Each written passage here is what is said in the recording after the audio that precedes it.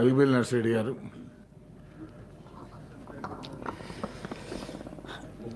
ఏదో సింపుల్గా చెప్పండి, ఉదయం నుంచి మాట్లాడుతూనే ఉన్నారు.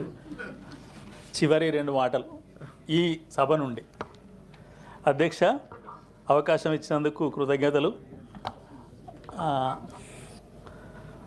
అధ్యక్ష, తమ ద్వారా గౌరవనీయ ఆర్థిక మంత్రి గారు వినాలని చెప్పి కోరుకుంటున్నా. 2 బిల్లులు, ద్రవ్య వినియోగ బిల్లులు 2 పెట్టారు. ఒకటి బిల్ 11 2023-24 ఆర్థిక సంవత్సరానికి సంబంధించిన ఖర్చులకు సంబంధించింది. 23-24 సంవత్సరానికి సంబంధించింది రేపు మార్చి 31కి ఆ డబ్బులు అంటే ఖర్చు ముగిస్తుంది. ఇక్కడ ఈ బిల్లులో 1,56,9,31,84,000 రూపాయలు అదనంగా ఖర్చు వస్తున్నట్టు ఇక్కడ చూపించారు బిల్లు 11లో. అంటే ఇంతకాలం నుంచి పెట్టిందని రాటిఫై చేస్తున్నట్టు అనుకుంటున్నాను నేను, లేదా ఏదో అది క్లారిఫై చేయాలని చెప్పి కోరుతున్నా.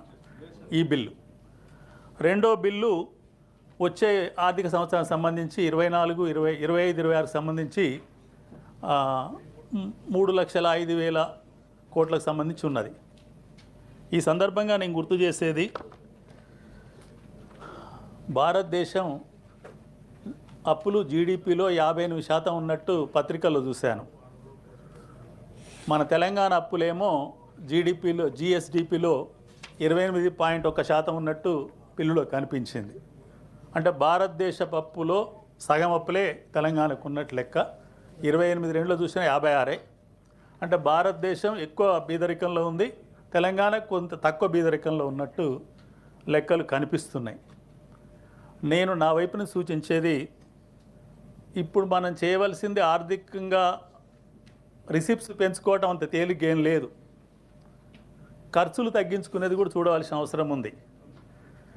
రియంబర్స్మెంట్ విషయానికి వస్తే వచ్చే విద్యా సంవత్సరం ఇప్పుడు మనం ఇంటర్మీడియట్ విద్యార్థులకే ఒక విద్యార్థికి ప్రైవేట్లో చదువుకుంటే 10,000 రూపాయలు ఇవ్వాలనుకున్నప్పుడు రియంబర్స్మెంట్, మన ప్రభుత్వ విద్యా సంస్థలలో ఒక 50,000 సీట్లు ఖాళీగా ఉండి వాళ్ళు ప్రైవేట్లో చేరితే వాళ్ళకి రియంబర్స్మెంట్ పేరిట 50 కోట్ల రూపాయలైనా మనం పే చేయాల్సి వస్తుంది. ఇట్లా మనం ఇంజనీరింగ్ సీట్లు, పాలిటెక్నిక్ సీట్లు ఇవన్నీ చూసుకుంటే, అంటే ఇది ఉదాహరణ ఒకటి చెప్తున్నా, నాకు టైం తక్కువనే, నేను తక్కువనే తీసుకుంటాను.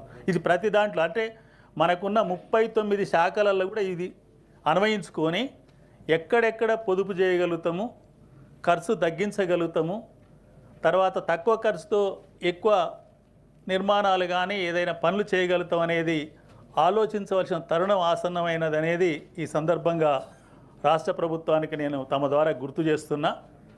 ఆ పద్ధతిలో చేస్తే తప్పనిసరిగా ఆర్థిక వెసులుబాటు వస్తుంది, ఆర్థికంగా ముందు పోయే అవకాశం ఉంటుంది. కాబట్టి అది 39 శాఖలలో కూడా పరిశీలన చేసి ఖర్చులు తగ్గిస్తూ, ఒక మాట చెప్పారు, గతంలో బడ్జెట్ పెట్టిద్దానికి ఖర్చుకు 20%, 15%, 16%, 22% తేడా ఉంటుంది. ఈసారి 5% కంటే ఎక్కువ ఉండదు. పోయినసారి కూడా తగ్గించామని చెప్పారు. అది తగ్గాలి, ఖర్చులో కూడా నాణ్యత పెరగాలి.